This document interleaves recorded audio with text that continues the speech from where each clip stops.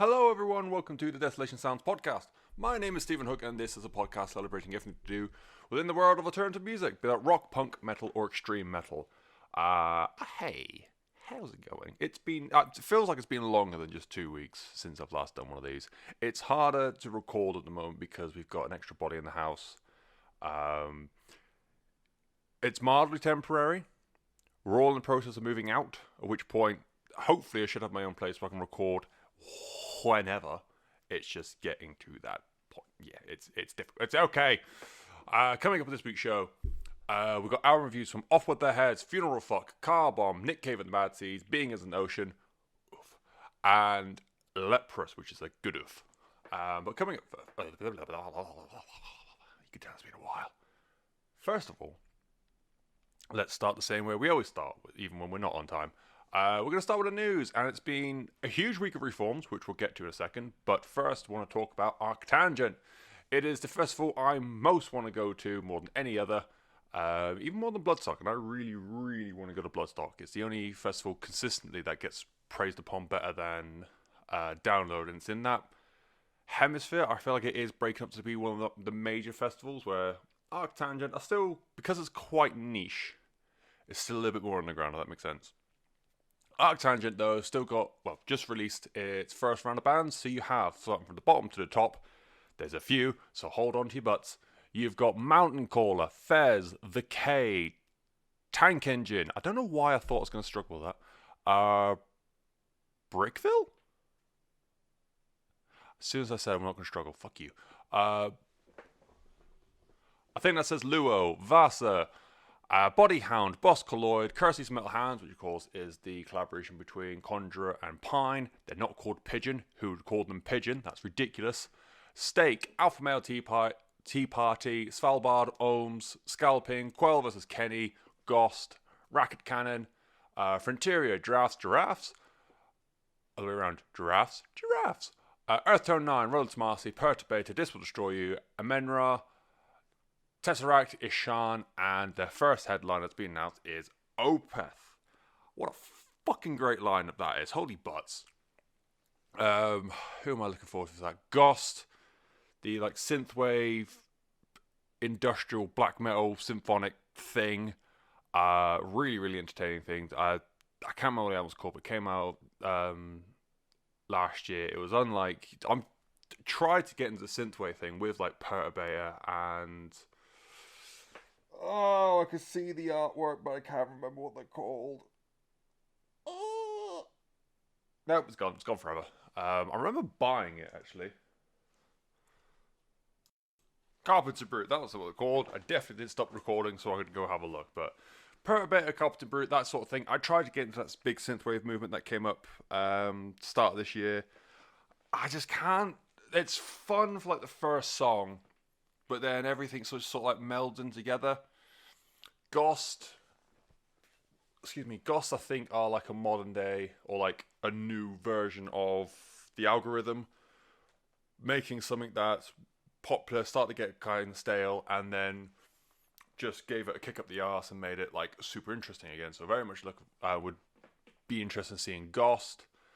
Who else? Boss Colloid. I have heard one song or one snippet from the album they released, was it last year before, and it's on my to listen list. It sounds incredible just from that. So I haven't gone around to it yet, but it's a band that I really want to listen to.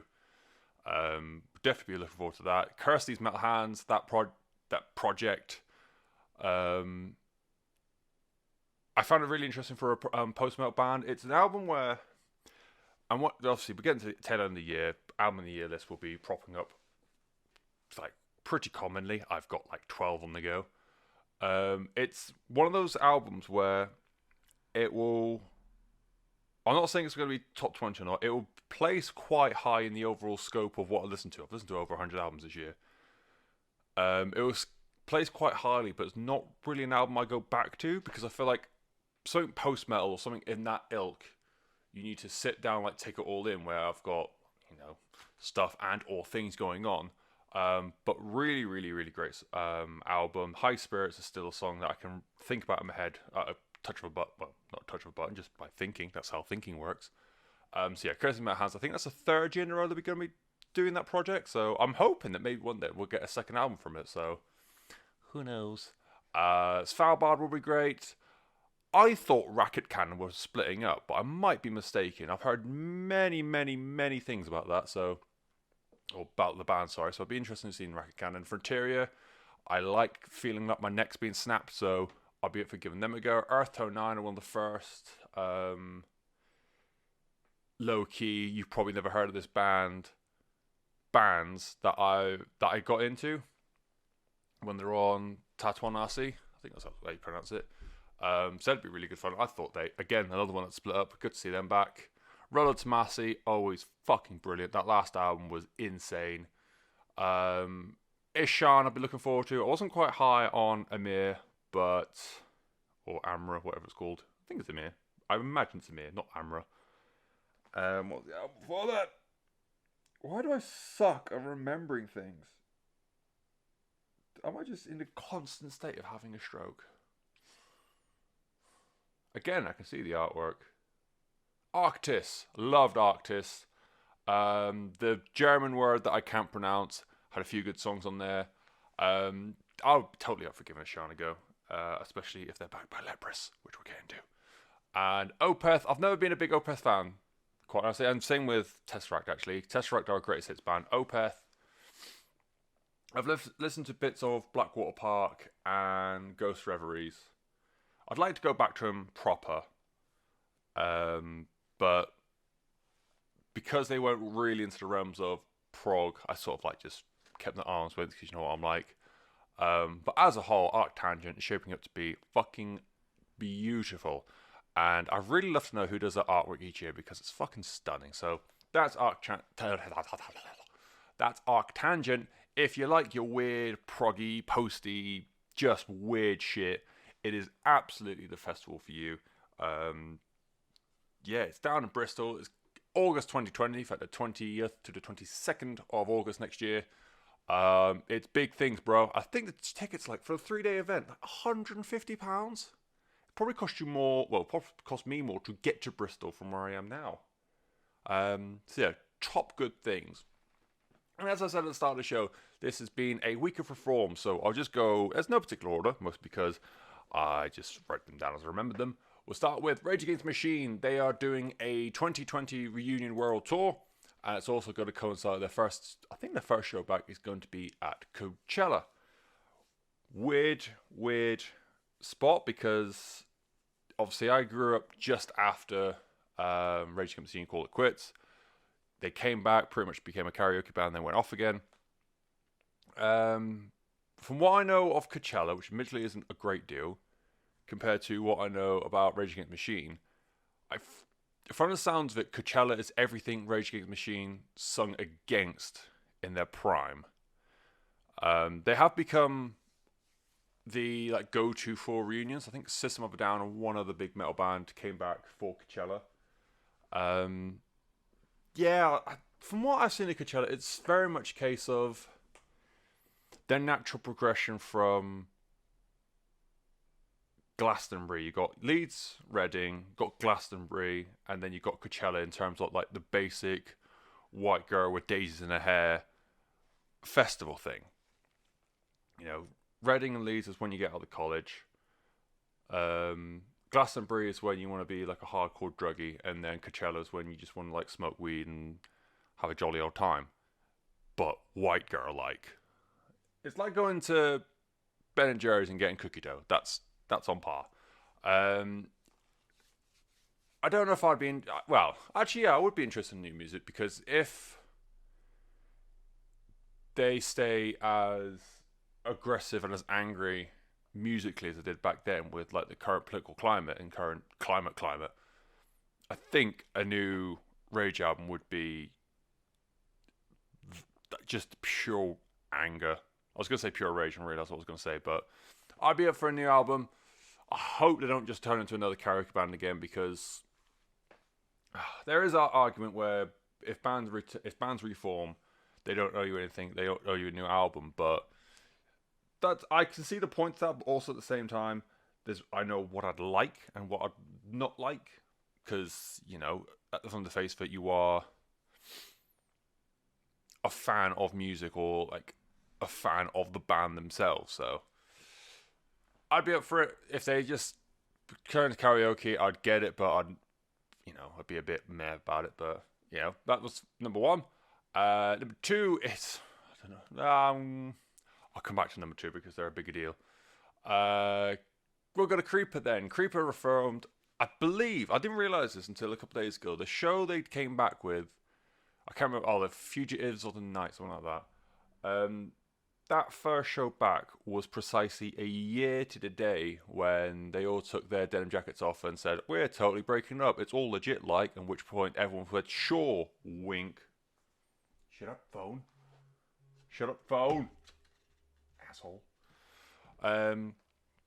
Creeper are back. They came back in all white garb, which I thought was quite cool. I've seen pictures of it. And there's people a bit like, oh, it's a bit, they used to wear black and now they wear white. I'm like, I'll dig it. I dig it a lot. They've played one new song from their comeback show. It's called Born Cold.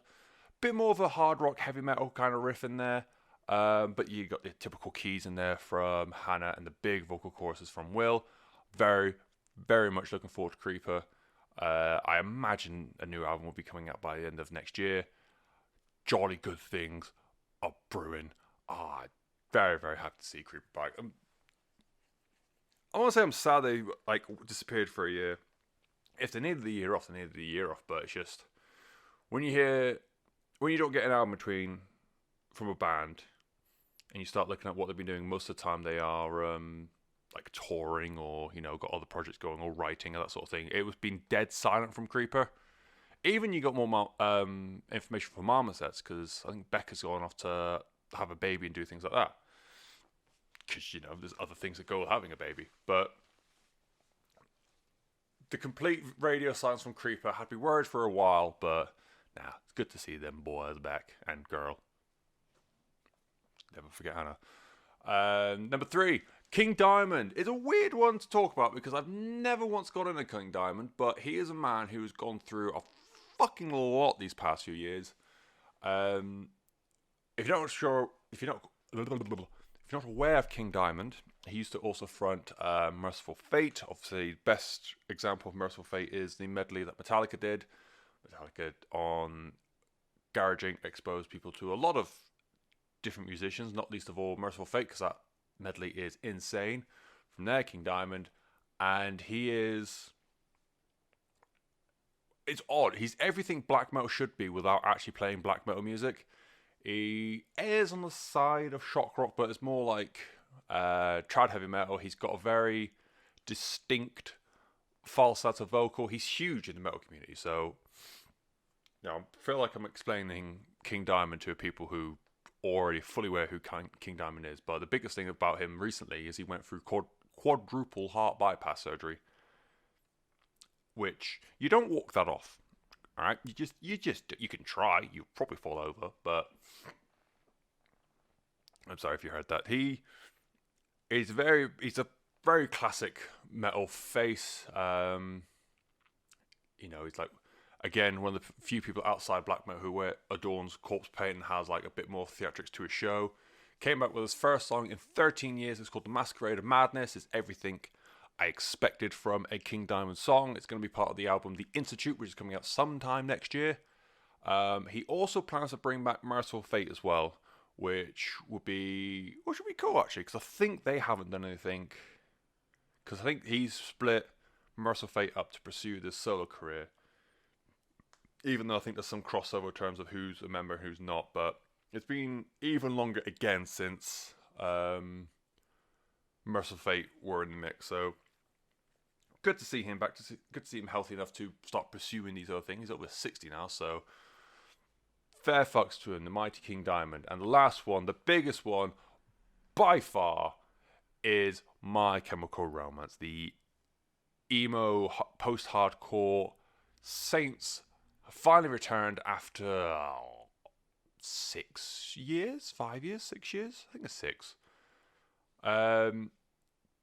Their first show is LA, and then they're going to go beyond from there. I think there's a show in Manchester being discussed or in the works, something like that. There's already new merch, which makes me think it might be more than just a tour, but who knows? I don't like none of the members of my camp strike me as the type of people who need the money. Obviously, Gerard's got this show on Amazon. He's got Cloud Academy, basically. Frank Air has been doing a lot recently with whatever his band's called this week. Mikey Way, I can't remember what he's doing, but his name popped up in a project recently. Bob Breyer, maybe? No, Bob Breyer was the drummer that got kicked out, wasn't he? Either way, I'm very much looking forward to new Mychem because they were just brilliant. A lot of people say, like, I think I can understand people saying they never have to listen to Black Parade again. It is along those sort of lines of similar to American Idiot and Sweet Child of Mine. Ray Toro was the last one. I don't know what he's doing recently. He's got projects that's going. So some of the bands maybe, but if you go on just royalties and that sort of thing, I don't feel like they're the type of band that needs it. But you know, they do they, you do you, whatever it is.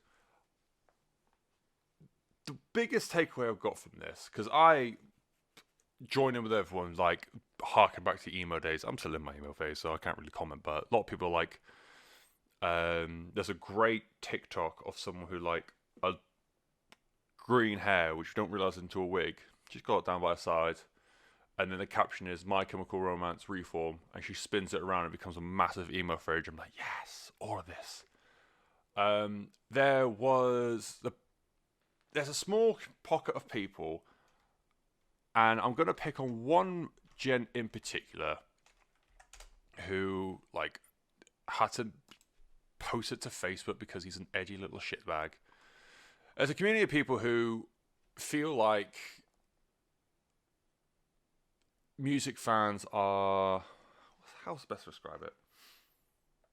They're undermining the current roster of musicians because bands like My Chem and Rage Machine are reforming. And everyone's getting super excited about that.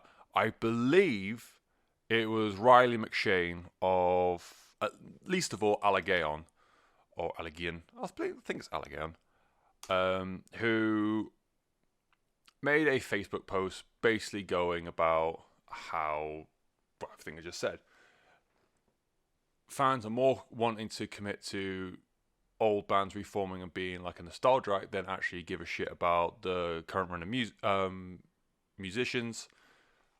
And I think the biggest quote I can take away from it that I can remember is, you ask a general music fan, you ask a casual music fan to name their favourite band of the past 10 years, guaranteed they won't be able to say anything. Gee, fucking idiot. Honestly, the casual music fan will be listening to, like, the mainstream sort of stuff. They'll be excited about this sort of thing because it's something that they grew up with. But my camera part of a world where people, as a rule, tend to be more in touch with the music. If people know about you and know about Allegaon, there's a really good chance they're going to know more about music than the casual person. Because, you know, Allegaon isn't exactly BBC Radio 1 material, is it, you fucking nunts?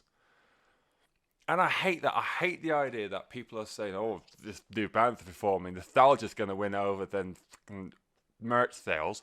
Just because no one wants to listen to Allegaon doesn't mean you, like, no one wants to listen to any indie music ever.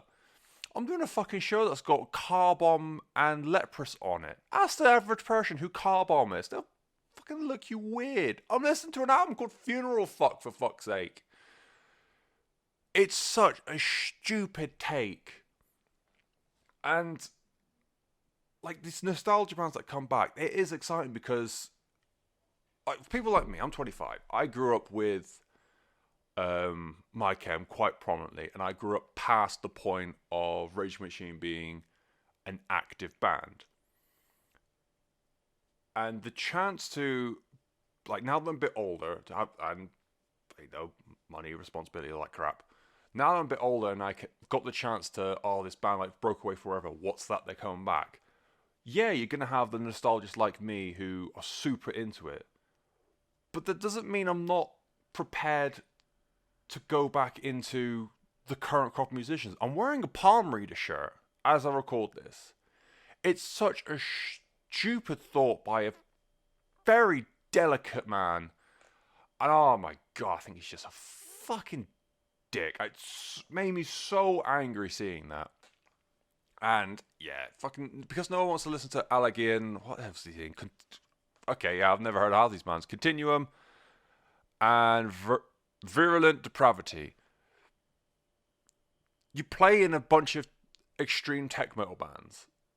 You can't bitch and moan the fact that no one's listening to you, because that's a hella niche. You fucking dipstick.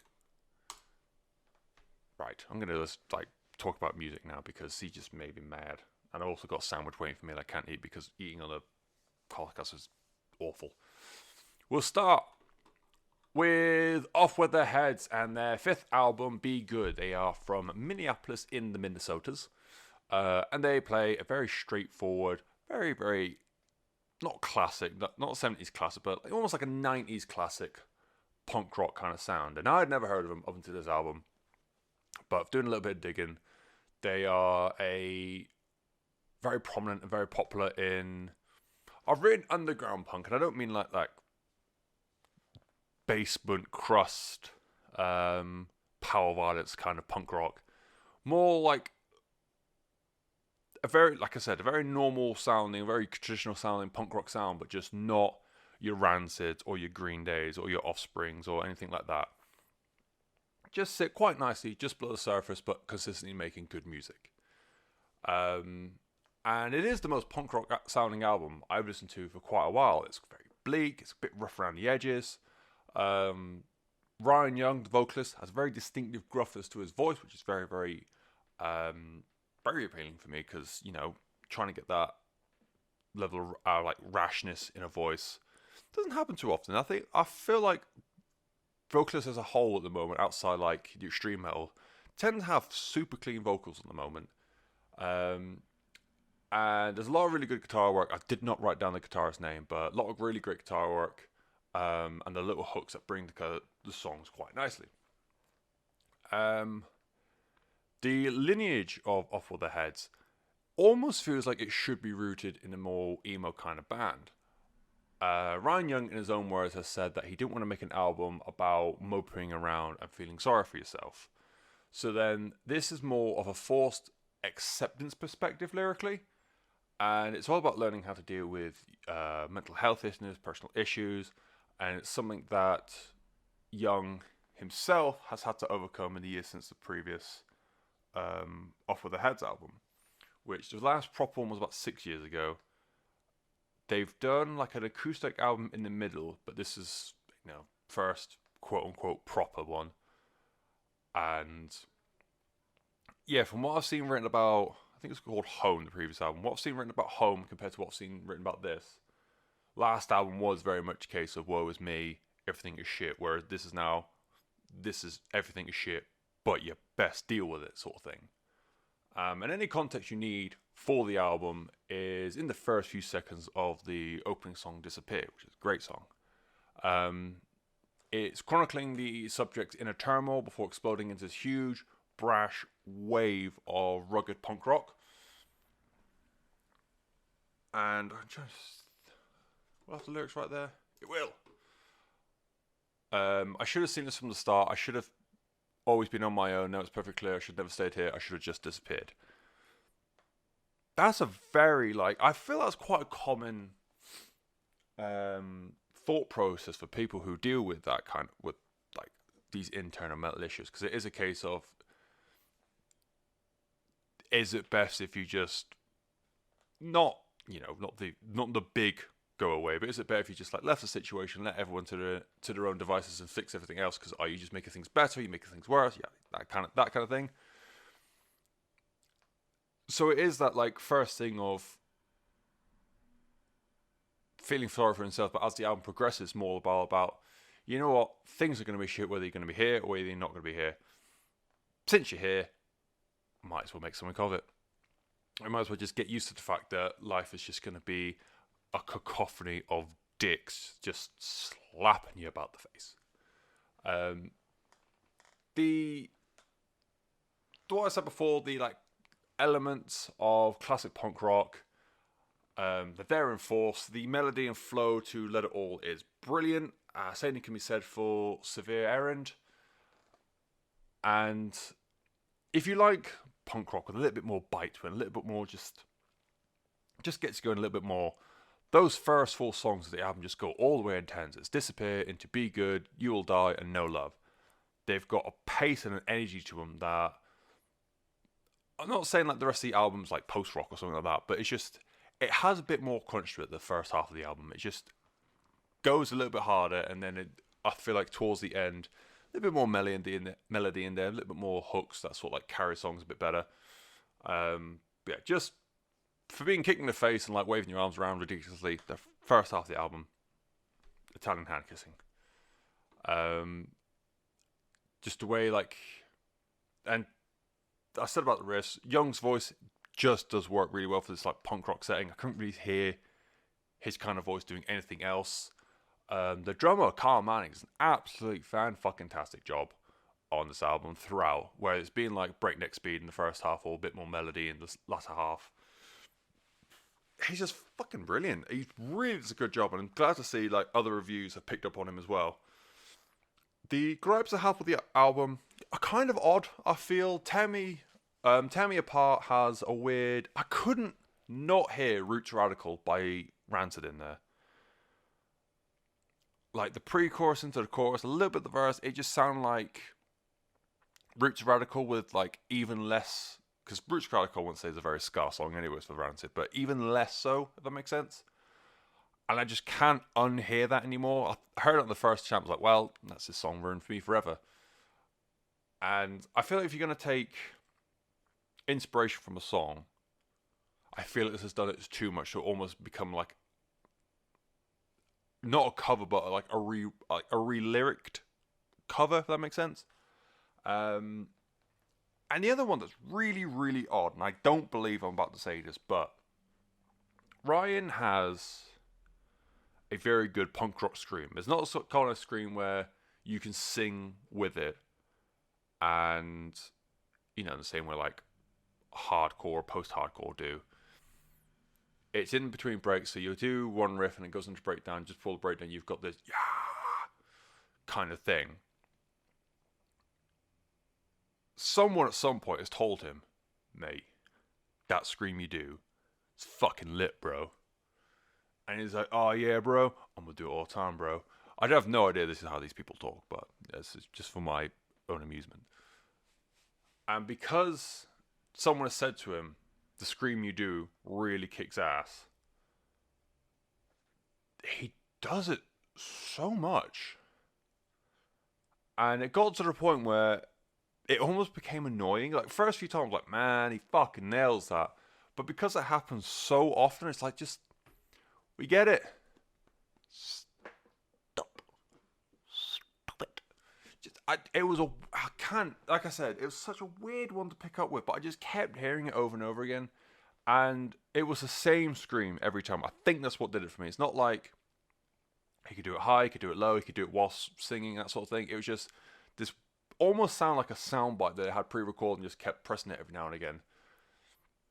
It adds, I imagine live, it will add to the energy if they did it once or twice, but just on record, hearing it pretty much every other song, it devalues it by the end of the album. When you get it in after like the opening part of Disappear, you're like, fuck yeah, let's like punch a wall or some shit. And then by the end, when you're on Locking Eyes or Death and you hear it, and like, I just, come on. No why. Don't know what no why means, but whatever. But yeah, first time hearing about Off With Their Heads, it's a perfectly enjoyable album. Like, outside those weird scream things that I've apparently got an anorak for, and Tear Me Apart, very, very like bog standard for me, punk rock album in the best kind of way. I realise bog standard is a very terrible way of describing a very decent album. If you like your punk rock, if you feel like it's been devalued a little bit by pop punk, which we all feel like that, or we all should feel like that. Give it a go. It's album number 5 from Off With Their Heads. It's called Be Good, and yeah, just some punk rock ting.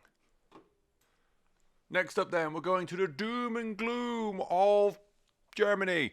From Hamburg, it is the debut album from Fvneral Fvkk. It's not spelt how you think it is.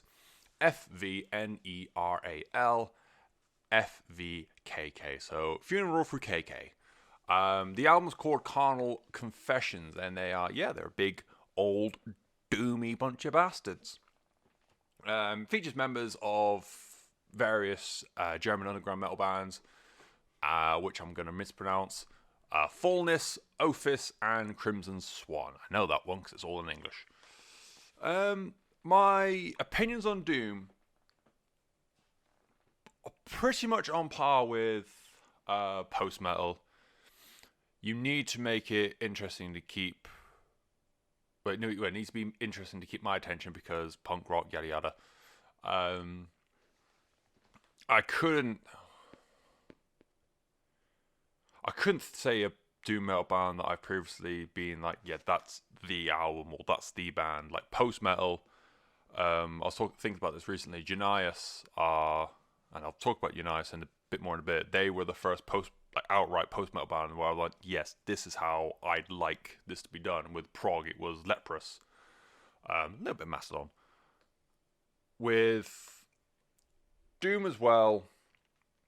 So if we're going to be like super pedantic in terms of genres, Fvneral Fvkk edge more on the wave of epic doom. So there's a bit more of a soundscape going on, as opposed to the other side of doom, which has, rubs shoulders with the likes of that hazy kind of stoner metal or sludge metal kind of thing, which I've got no time for. I don't know if it's because I don't partake in the 24s. It's just, it's not for me, and that's what music's all about, isn't it? So yeah, I've tried listening to Doom a few times, even like the big ones like Down and that kind of thing. I just can't really. I get bored hearing the same note going boom, boom. All right, cool. When are you going to do something different?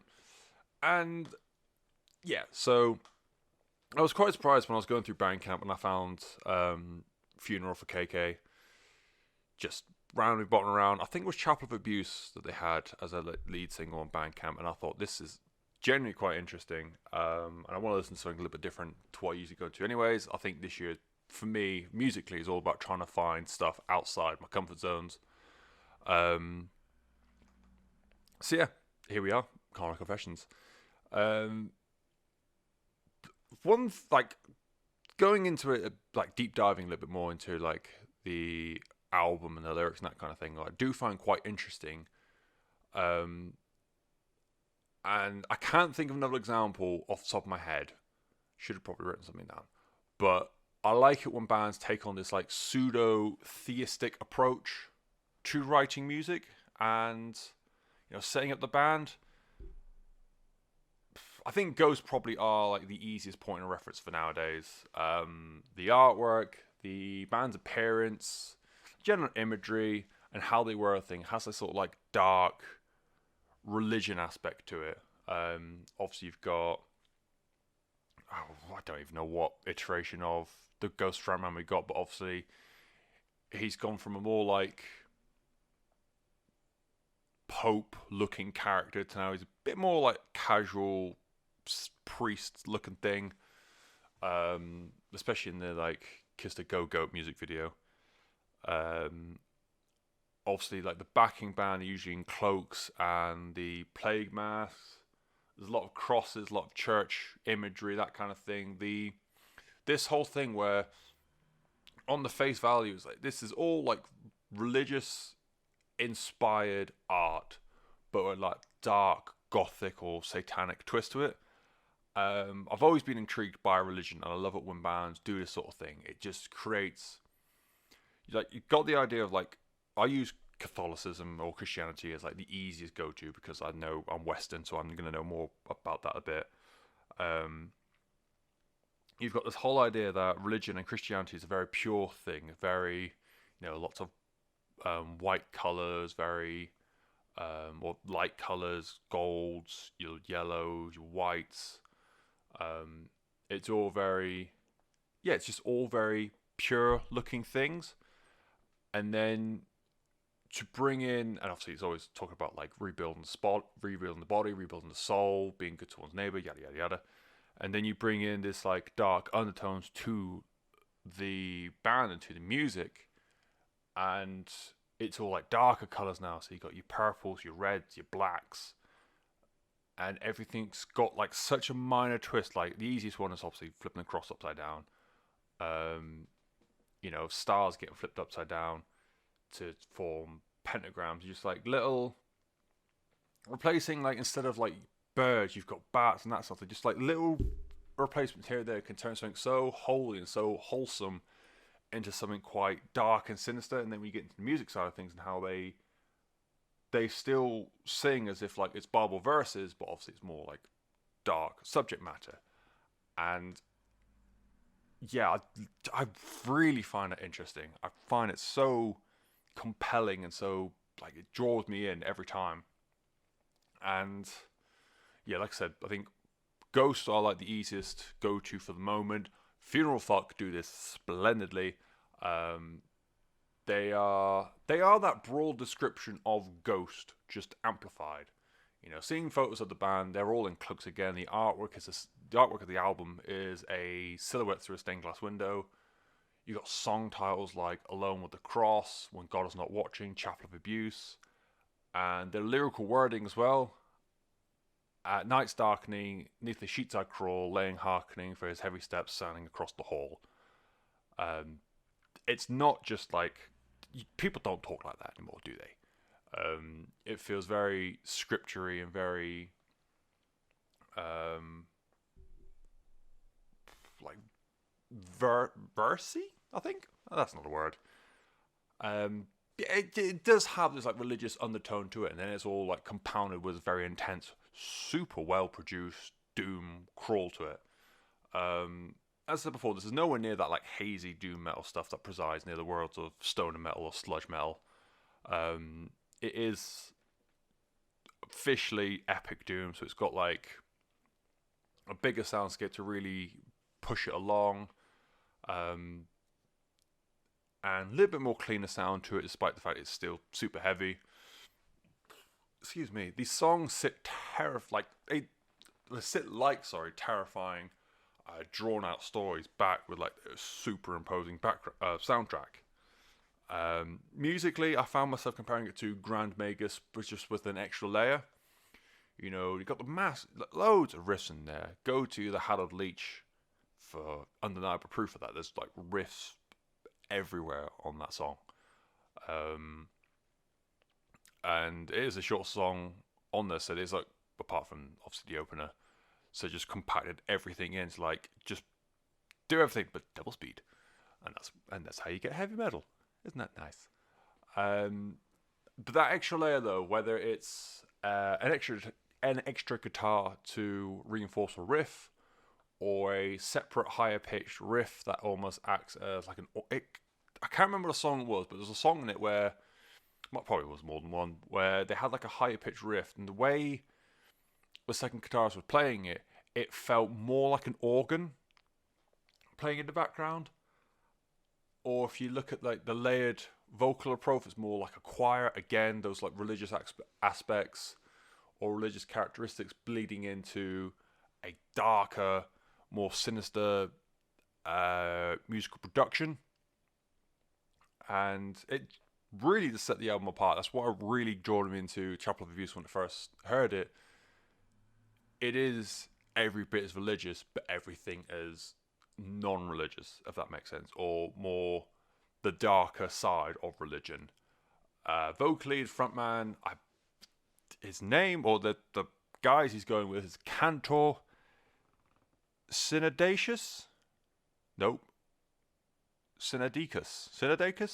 Decus? Cinaedicus. Synodicus. I don't know. I feel like that the cuss is not pronounced like this. It's a shus. So synedicious.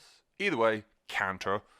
The way he delivers the line, that like drone, that like elongated notes while still being a super powerful vocalist, reminds me a lot of Joseph Martinez from Unias. I spoke about previously. And like I said, because Doom isn't usually my thing, this took a few listens to properly get around and properly understand what all the different layers that's going on. But the riffs, that dark, imposing energy, and the album just as a whole, just it appeals to the edgy goth side of me. I have really, really enjoyed this album. I picked up little lyrics here and there, but I was doing this deep dive for the review. Some of the lyrics are just fucking haunting. On Chapter of Abuse, which you can kind of guess from the song title what it's all about. It's a bit. What's the lyric? But I'm a servant. I'm but a servant. I'm but a vessel for your light. I'll endure my painful plight. The holy law and order, oh, was it worth it? Oh, is your hunger satisfied for carnal pleasure and delight beneath the angels' choir? Oh, you feel uncomfortable, don't you? You feel dirty. Catholicism, you're naughty. And I can't even think where the other one was, where I was reading it and like, oh, that's not good, is it? Should I try and find it, or should I move on? Nope, I can't find it.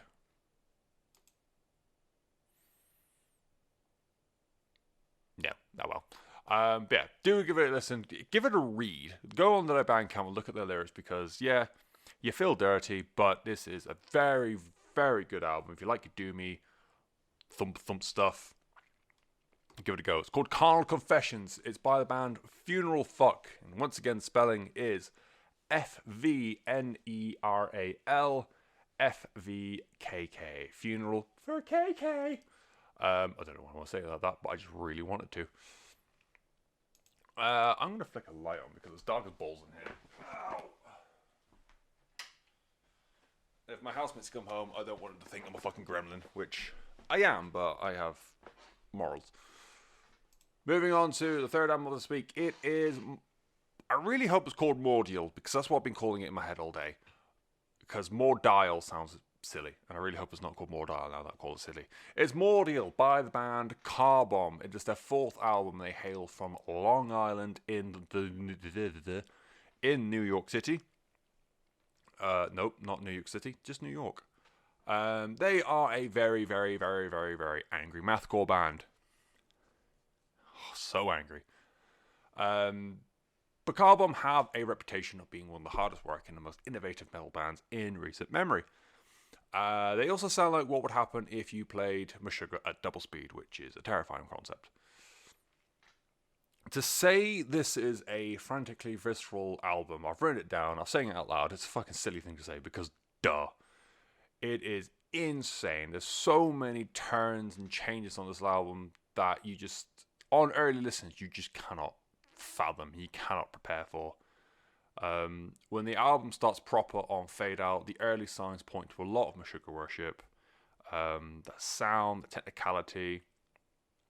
And you think Meshuggah are already everything of that. They are technically and they're sonically a very demanding band. But the big... That's not a speech mark. Have I written a degree sign there? Oh well. The big fuck you comes on Vague Skies. That it just sounds like you've just chugged a whole carton of energy drinks and gone, yeah, you know, I can play anything. It is a hilariously fast song, and it offers the first tastes of what Greg Kubacki, I'm going to go with Kubacki. Greg Kubacki can do with that guitar. The ludicrous things Greg Kubacki can do with his guitar. The dives, the chord de-escalation, I think that's right, because you obviously got chord progressions, but usually chord progressions for me is when you go higher and higher, whereas he just goes lower and lower. So yeah. And reverberations as well to make it sound like you've got like 20 guitarists in there. Where I'm pretty certain it's just the one boy. It's just your one top dude.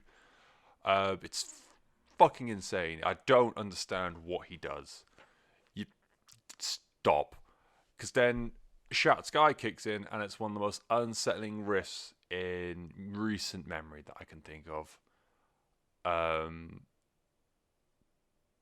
Like hearing that riff live must concuss anyone around it, because it sort of like vibrates as it plays, and it's just like listening to it on headphones for the first time just fucked me up sideways, because it's just you don't know what to do.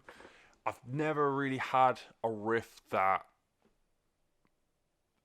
affected while still being, you know, clear as day. It's a weird way to describe it. I'm not quite sure if I'm saying the right words, but you know, it was just such a heavy riff to bump into.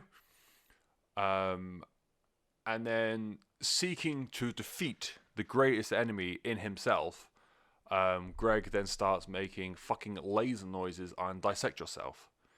You know, and I'm part of a generation that got brought up with Herman Lee making the guitar sound like a Nintendo had sex with Iron Maiden on a diet of coffee and sugar packets. Greg Kubaki's just made the guitar sound like a walker from War of the Worlds snorting lines of R2-D2. It is just barbarically good fun. And, you know, I feel like from listening to a lot of guitar music over the years, I've kind of, although I don't know how to do it, I know the concepts behind a lot of guitar effects and guitar noises. I've got no fucking clue how you would make those kind of noises apart from just shithousery and doing dirty deeds with the devil. It's insane. But to talk about the vocalist Mike Daffner, XOXOY is potentially, it definitely is my favorite performance from Mike. His screams and growls are top level and just crazy consistent throughout the album anyways. I really, really like another level again on XOXOY, especially in the clean parts where he does XOXO as the screams, and then Y is his big drawn out note. So like the deeper ends are more Jens Kidman of Sugar. The higher end sort of stuff kind of remind me of Greg from Dillinger Escape Plan. And then those big stretch out notes like on Y have an air of Chino Moreno from Deftones. And like, I've realized I've like ordered this out terribly, but the one last time I saw spunk over Kubaki, that solo on Blackened Battery is unreal. Like, there is a kind of like Metallica feel to it, and obviously never would Kirk do anything like the noises on his album, but the way you've just got this big thundering bass line behind it, and in a grand, like compared to the rest of Mordial, quite a basic drum beat, a big bass driven drum beat, and then you got your little dies, and then it goes into like a more classic solo, as to speak. Yeah, I couldn't pinpoint like what kind of Metallica solo compare it to, but I just got this big Hammett, Lars, like budding up comparison to it all. And yeah, fucking great song that is. In general, oh, actually no, to shout out again, or to shout out to the bassist and drummer, John Modell and Elliot Hoffman respectively. Like I feel like I undermined Daffner a bit. Like XOXO is such a good song, and he sounds fucking brilliant on it. And obviously I've said a lot about Greg Kubaki. Looking at other reviews, they did the same thing. It praised Mike and his vocals. It praised Kubaki and his guitar work. Albums like this are underratedly made or broken on. Oh, fuck off, spam. Made or broken on the rhythm section, because you can be. I think that's the problem with what happened with a lot of tech metal bands when the gent boom happened to start of the decade. You can be the most technical bunch of people, and like, oh wow, look how great our guitarist is. If the rhythm section is boring, that's the takeaway for me. You can be like Widdly Widdly. It's like, wow, you're a good guitarist, but the band is shit. You know, a lot of gent projects came like that because they spent, especially the like one man projects, because they spent so much time honing the craft on guitar, being like the center of attention. When it came to actually having a beat that would carry that, it became repetitive, it became boring, it just was very, very basic in terms of what should be happening for that kind of music. John and Elliot just make the behind the scenes of the guitar sound so fluid, and they back up everything that Greg can do on guitar so well. Again, like, to go back to Black and Battery was like the best example I can think of right at the moment. When it breaks into that solo, it's not just like very standardized, playing around on little, like, the tiny crash cymbals and just doing like a very on bass. It is like a roaming bass line. It is like, Elliot knows when to be a wickedly technical drummer to complement the guitars, and when to just do like a very standardized, almost like thrash metal kind of playing.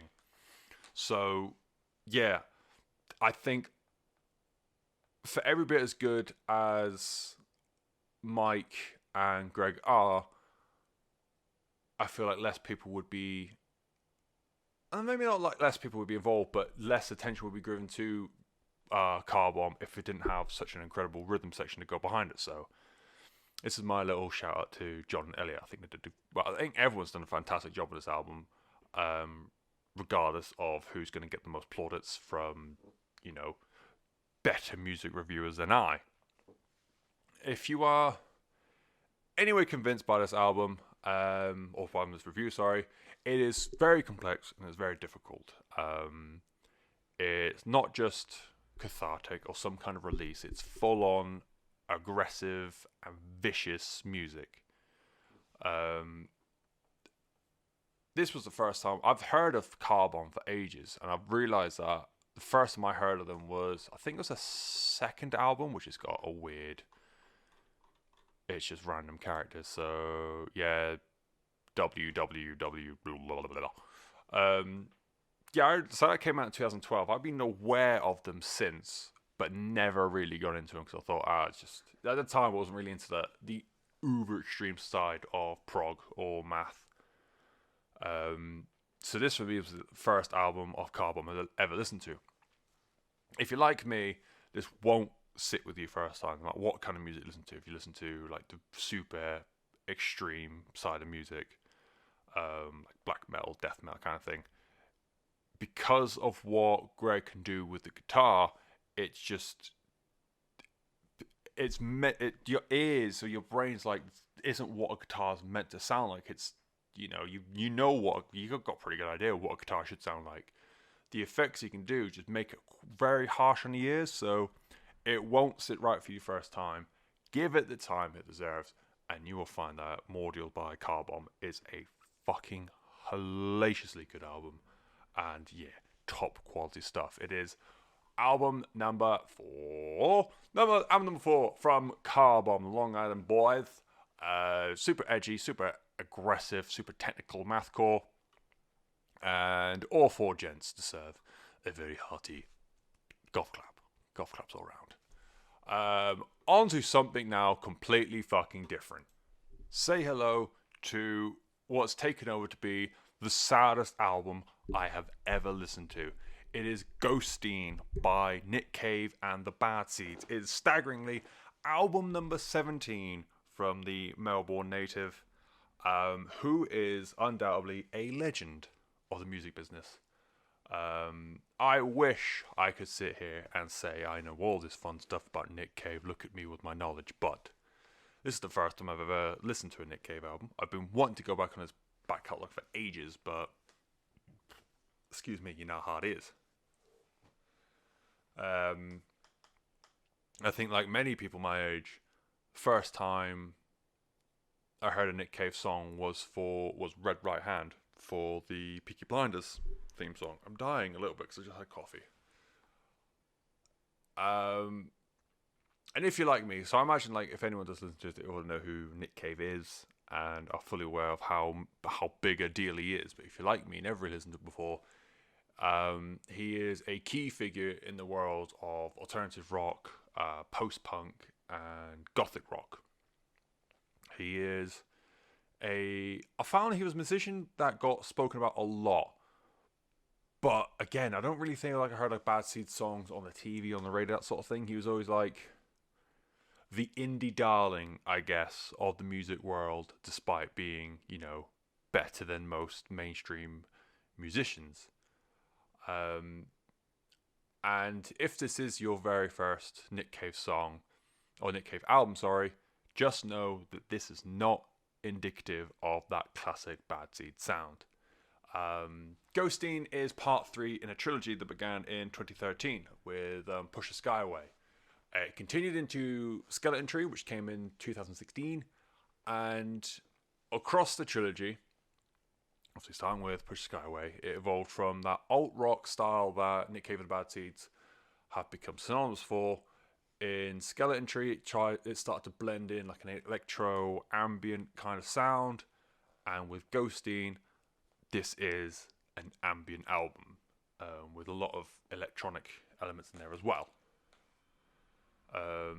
The other big thing to know before going into this album, and this is where it starts getting a really dark place, is during the last stages of the release cycle of Skeleton Tree, or writing cycle, sorry, Nick Cave's son passed away tragically in an accident. Some of the lyrics on Skeleton Tree were altered to reflect that. You know, he made little changes here and there to sort of like try and start the musician's grieving process, which very common for musicians to, like, well, very common for anyone just to try and plow themselves into work to try and distract themselves. Little bits here and there on Skeleton Tree, but this Ghosteen is the first time he's had a full musical outlet for what he went through when his son died. And knowing that before the album, I don't know how I found that out, but I read about that first. Going into the album based on that knowledge made this just an intense album. A different kind of intensity to that Car Bomb album, but on par. It has been, oh man, it's been the best kind of difficult I could ever imagine, which is a weird thing to say.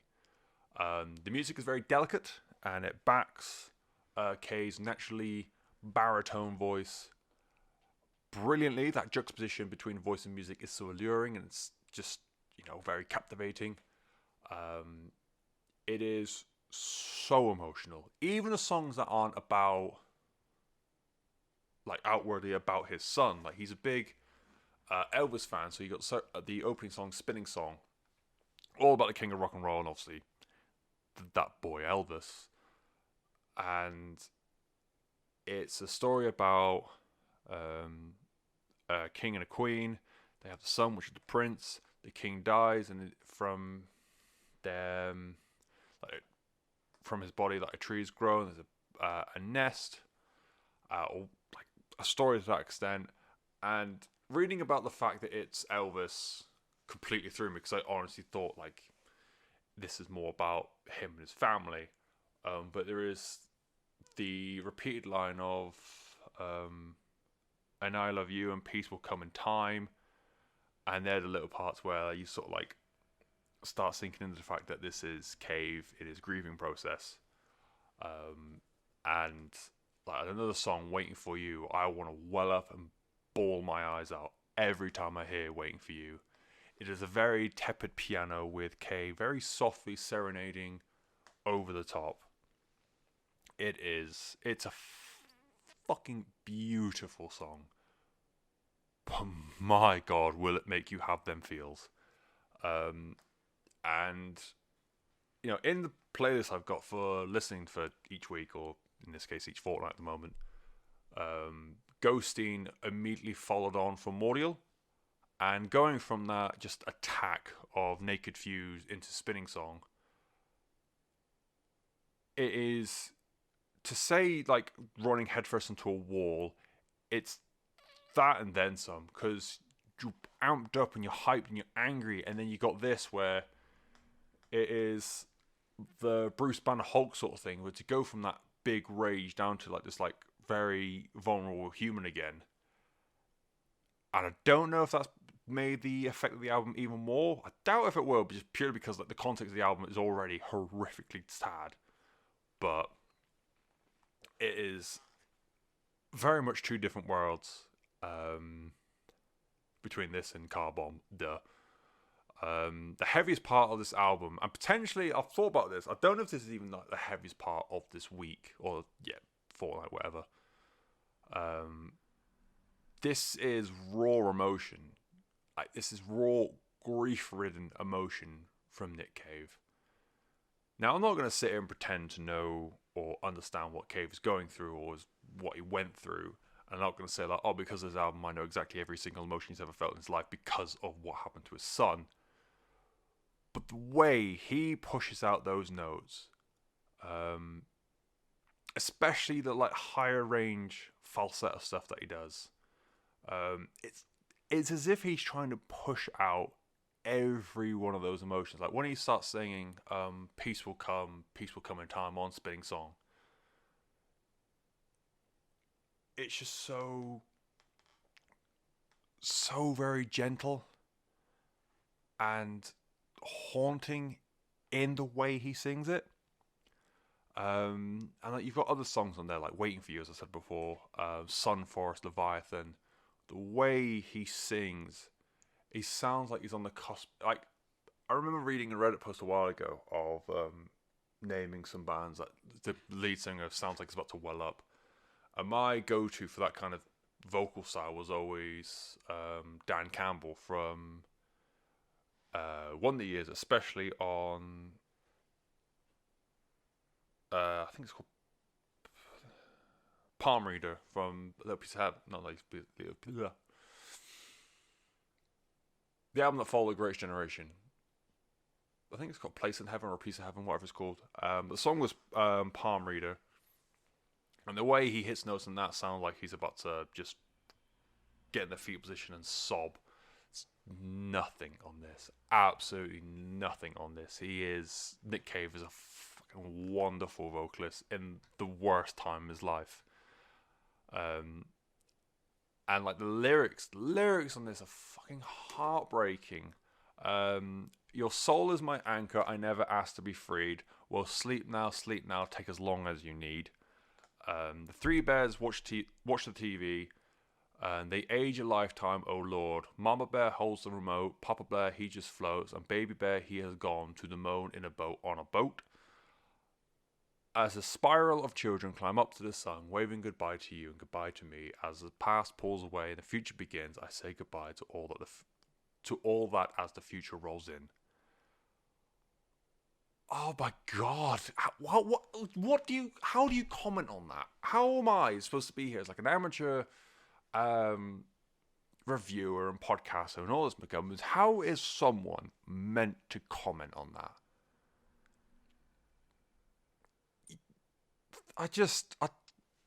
You can't. I don't know. In like reading that is painful, let alone like for him to sing it. To hear it with those emotions behind him and being the vocalist that he is. This is what I mean when I said this is like the saddest album you'll ever listen to. It is. I love the idea that musicians go through like trauma like this, write the music, and it is therapy for them because to hear this level of emotions coming out, I hope that it's literally that is them coming out, not just them copying what they're feeling, because they've got to hold on to that forever, aren't they? Yeah, it is incredible, this album, and the emotions behind it. A huge shout out as well must go to his co-writer and his longtime collaborator, gentleman called Warren Ellis. He is responsible for much of instrumentation on his album, moreover than the usual Bad Seeds backing band for Nick Cave. So we did a lot of the loops, the synths. I think he worked a lot on the violin as well. Between them, not only have they made an insanely emotional album that many are heralding as album of the year, but they've made it hugely accessible.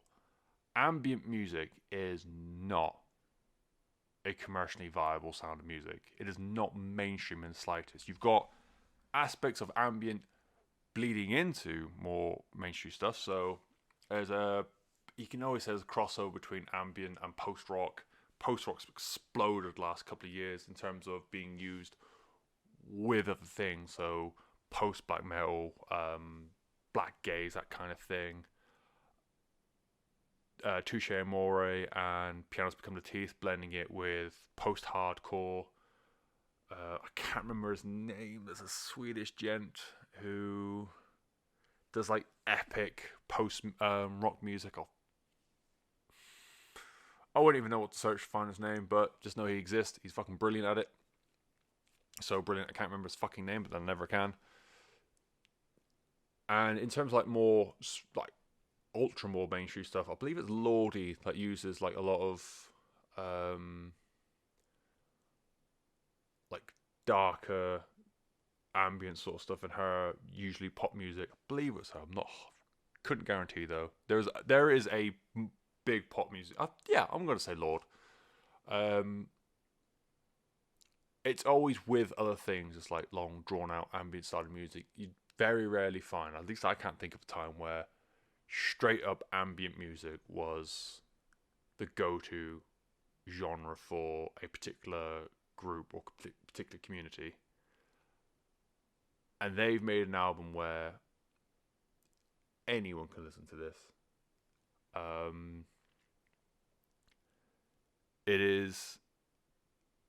Again, this is not indicative, from what I'm aware, of Nick Cave and the Bad Seeds as a whole.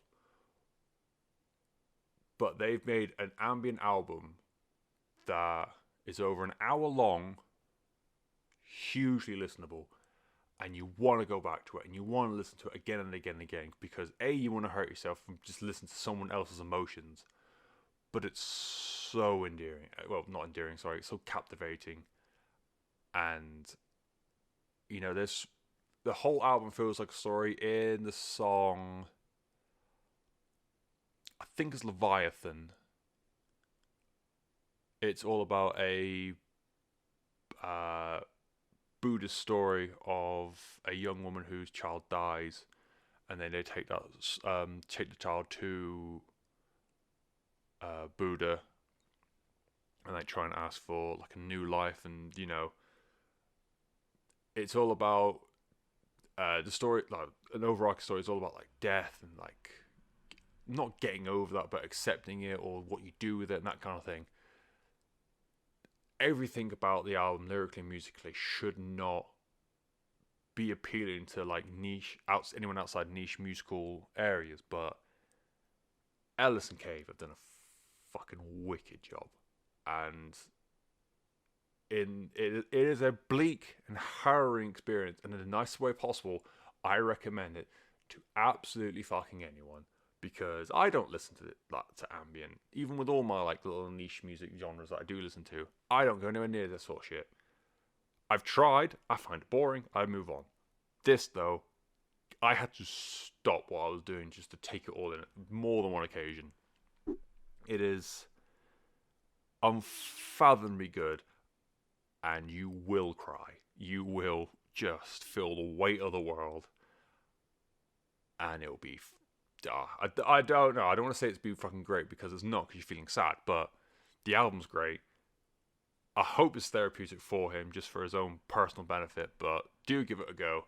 It is, and from there, listen to more Nick Cave, because I want to. Because from Red Right Hand and this, I think he might be one of the best songwriters ever. It's album number 17 from Nick Cave and the Bad Seeds. It's called Ghost Teen, and I can't remember what the actual word called. The teen is like, or the een, sorry, it's like an old Irish word, and ghost isn't like the traditional ghost that we know. It's in some dialect, I think it's another word for child. No, I think the een was child. So I think it's like little child or ghost child, something like that, or like lost child, that kind of thing. That's what the album means, instead of just like he's a ghost, he was a teenager when he passed away. No, lot more thinking going into the album title. It's fucking brilliant. But yeah, Ghost Teen, album 17 from Nick Cave and the Bad Seeds. And before we get on to the last album of the week, and sort of break up, going from me yabbering on about one fantastic album to another, let's break it up with me wanting to bitch and moan. I tried. There's very few albums that I put on that I've never been able to finish. The Logic, obviously this year I've talked about how much I want to try and listen to more hip hop and rap.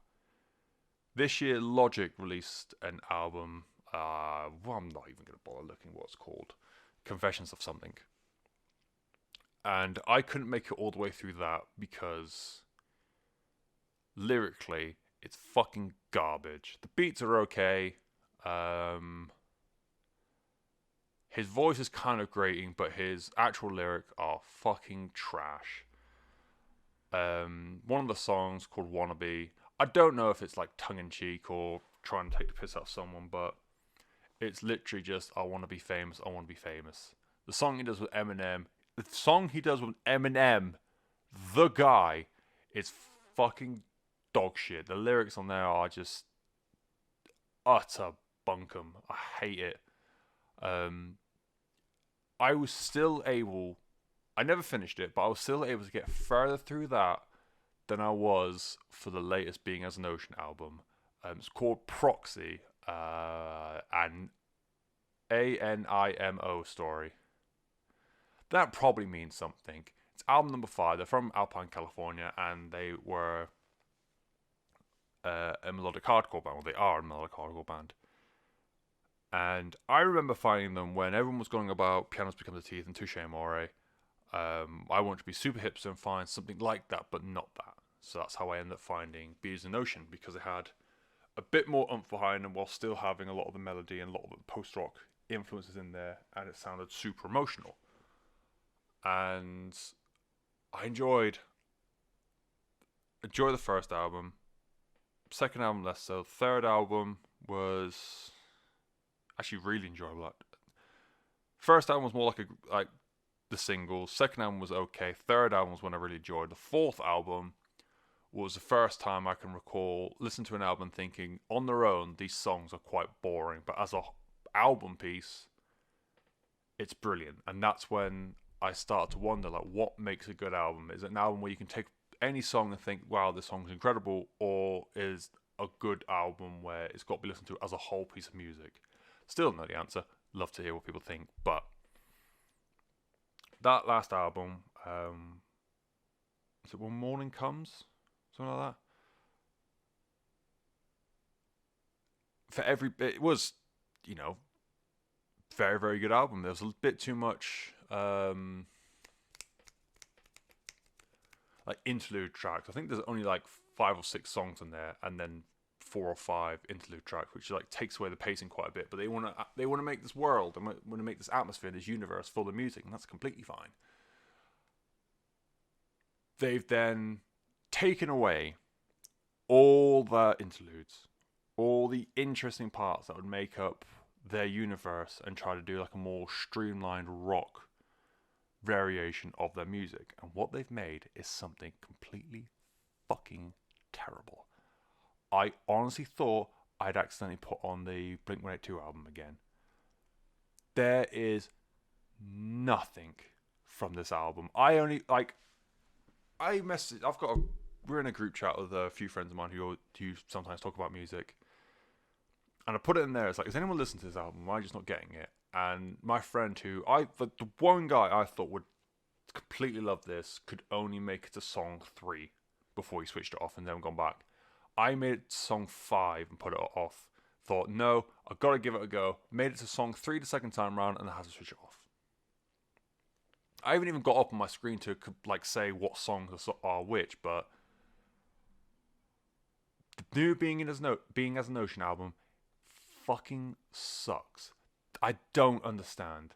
You were on this first 4 albums. That 4th album, okay, for every bit of weird and like, you know, it's just song, bit, song, interlude, song, interlude, song, interlude. For every bit like that, you were making a world with your music. For everything that came before that, it was this huge atmospheric, emotional, mellow hardcore on the back of some really punchy, post-rock influenced post-hardcore. You know, this is why I got drawn into it first place instead of Pianos Become the Teeth and Touche More, because I felt like it had a bit more of a crunch to it, a bit more bite and venom to it. And then, what's the song? Is it Play Pretend? Sounds like a really shit, how do I describe it? It sounded like a shit Blink-182 B-side, but I remember giving it a much more graphic description beforehand. Bear with.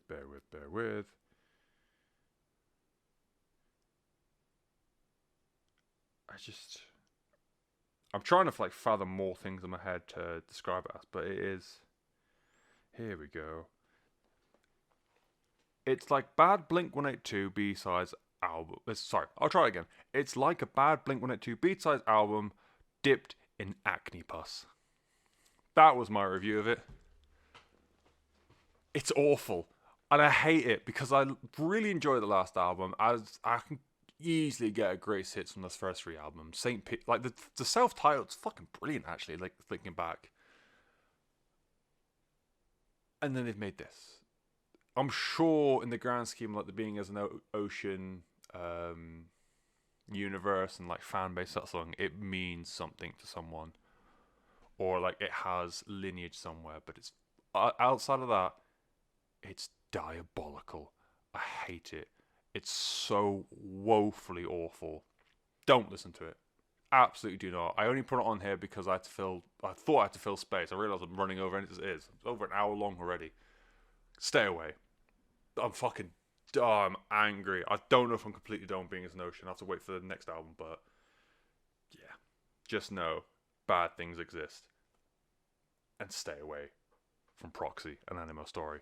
Let's go for something that's a bit more better. In fact, potentially an Album of the Year candidate. It's Pitfalls by Leprous. They are from Notre Dame in Norway. I haven't pronounced that right at all. It's album number 6 from them. And as I said before with Janias, Leprous were one of the first outright prog bands to really show me what prog was for me. I listened to bits of The Congregation. I thought it was so weird and so off-putting at first. I thought, look at him with his weird voice. What a dipstick. And then I couldn't stop listening to it. As much as I want to make fun of it with this like really high falsetto noise vocals, it's like he's brilliant. The music is catchy, it's technical, it's weird. I love it. And then Melina came out, and you know, signposting for albums of the decade, Melina is up there. It is high up there. I love that album. Melina is a fucking triumph of progressive music for myself. And Leprous became... I ended up realising I was into like weird music from Norway. You had Mains, which are like an electro glitch rock outfit. The Norwegian Shining. Kind of Diablo Swing Orchestra, but not... No, it's not Diablo Swing Orchestra. There was a fourth band, I can never remember what it is. And you had Leprous as well.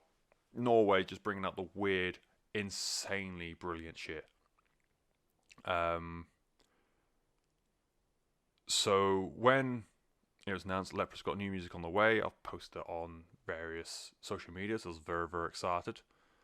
And then the first song came out, which was Below, and it was way more experimental than I was expecting. It deferred to a more rock kind of sound as opposed to their classic progressive metal kind of thing. It was definitely more rooted in prog rock. And honestly, it took a while to settle. I was not sure of it at all. And I think when I talked about it on the show at the time, you could probably tell, because I wasn't like jumping up and down for it. I was like, yes, this is a song that they've released. And in fact, when Alleviate came out a little bit afterwards, Alleviate came out and it won me over faster than it took for me to warm up to Below. Now, every time I read the name Pitfalls by Leprous, Below is the first song I think of. Ina Solberg hitting those massive notes on each of the choruses, getting super delicate but still trademark him on the verses, those huge symphonic swells. Bard Kolstad's fun rolling drum beat throughout the song. Below is great. It's great. Alleviate came in its own right. It's fucking insane. That falsetto explosion in the choruses, the way it builds as well, power Einar has in his voice. It's fucking brilliant. They were such good songs. I purposely stayed away from... What was the third song that got released? Was it Distant Bells? I wanted to stay away from it because I got to the point where it's like, I'm hyped for this album. I want it to stay, like, minimal interaction with it until it comes out and then let me listen to it. The rest of the album largely remains in the same field as Below and Alleviate. It is rock over metal. They've got stringed instruments. They've got a celloist in the form of Raphael Weinroth Brown, and you've got a violinist in the form of Chris Baum. The way they add a more organic symphonic noise to the album is flatteringly good. They accentuate every part of because I feel like every member of Leprous is more classically trained. They complement every bit of technicality that they have built beautifully to show off everything that each member of Leprous can do, and can do very fucking well. And in the quieter, more morose songs, like I Lose Hope, it's a chilled, laid back, almost like jazz, kind of cruising kind of song. Observe the Train, a swell of strings with barge drum rolls, flows the song so wonderfully. The chorus, my god, that chorus, how he just like hits the notes in there. Distant Bells, it's very calm. It's a collected build. There's crashing soundscapes of rock and orchestra in the final act, if you will. Very much reminds me of like not Swarm of the Sun. Yeah, Swarm of the Sun. Is it? No, it's not. Let me see, because I want to get this right. That like the way it sort of like swells at the end is very, very post metal. And it's a particular album that I'm trying to think of. It was a Swarm of the Sun. Who was I thinking of? Swallow the Sun. There you go. Yeah, the way Swarm of the Sun did it started here with The Woods, where it starts very quiet, very delicate, and slowly it builds and builds and builds, and then it's just this boom of music right at the end. That's every bit of Distant Bells is. It's brilliant. The whole album's brilliant. When it flirts, the flirts you have with like more outright rock music. So you've got Alleviate and Below, which I talked about before. At the Bottom is wonderfully dynamic song, and then Foreigner is probably the best you're the closest you'll get to that Melina sound, that like previous sound they've been doing before. And the closing song, The Sky is Red, sits somewhere beautifully in the middle of both the sides of Pitfall's general theme. This is 100% the year contender for me. It is everything I want from prog music. It's interesting. There's something different happening. They're not overindulging anything. I've seen people say like this should basically be Einar Solberg's solo album, and I kind of get that. But the one thing for me which keeps things different is like you look at a band like Dream Theater or any of the hundreds of Whitley Gent projects. You'll get like the key piece of a song or the key part of the band as a whole, which is usually guitars, but sometimes you have like, especially with Dream Theater, you got the keyboard solos. When they're showing off how good those parts are, like the technical guitars or the technical keyboards, the rest of the band become an afterthought. They're there just to fill in the background. Whereas on Pitfalls, each member of the band feels like he has their own part, and it's not just playing like a standard 4/4 shitty beat in the background. It is. I've spoken about barge drums before. Simon Daniel Lindstad Borven, probably pronounced all those words wrong.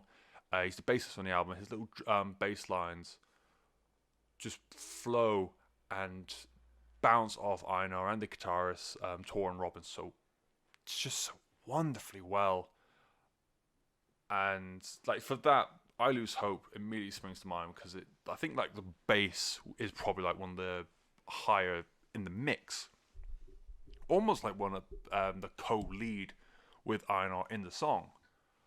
The orchestra stuff and the electronic swells add so much drama and so much power to everything every member of this band does, and they allow Einar to indulge his incredible vocals without coming across as overindulgent. In my opinion, I can see why people would say it's a bit like tongue-in-cheek to say he's not overindulgent, whereas Dream Theater are.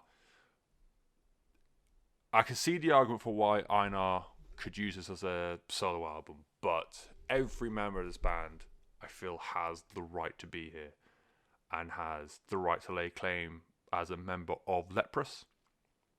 They're consistently conjuring up ways of making progressive music interesting without being repetitive, without being boring. There's 3 songs on here that go above 6 minutes. You know, you look at like a standard prog album, like the bigger prog albums, 6 minutes is their like punk rock song or their grindcore song. They are packing so many ideas and so much music and so much different variety into 5 or 4, 5. Even the Foreigner is 3, just under 4 minutes long. They're packing so much. What's that song? Alleviate is 3:42. They're packing so much into normal music song-sized bundles. I love this. I absolutely adore it. I don't want to like. Well, I don't want to like. I shouldn't be liking prog music this much, but what Leprous can do is fucking astounding. Einar, at the moment, it might just be this week. I'll probably change my mind by next time I come back. But Einar is just one of my favorite vocalists at the moment. I was so worried that because I saw like Vocal Coach Reacts video, and it's on about Leprous in a live show I did a few years ago. And every time Einar hit a beat, all she would do is smile. It's like, he's so good. You can tell he's classically trained. He knows how to hit the notes. He knows how to reverberate a note. He knows how to hold a note. He's brilliant. This whole album is brilliant. It's Pitfalls. It's by Leprous. It is their 6th album. I hope I've got like 10 more to come in the future, and they're all going to be fucking great as this. if you like your music weird, if you like prog music, give Leprous a go. I saw like is it the Congregation? The album's called. Zoop.